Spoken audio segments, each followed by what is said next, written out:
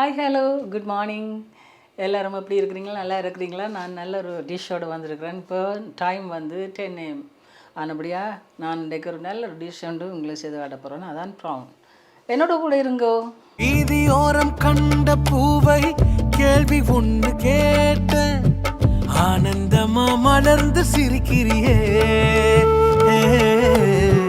பூவில் என்ற தேனியை ஆசையோடு கேட்ட ஆனந்தமா எப்போதும் பறக்கிறியே.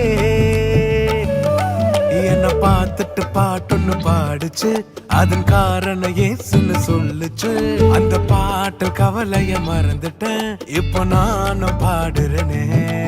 புது புதுசா எண்ணங்கள் பிறக்குது, மனசுங்க ரெக்க கட்டி பறக்குது. ஆனந்த தாமரை பூக்குது, வர்ணிக்க முடியலையே.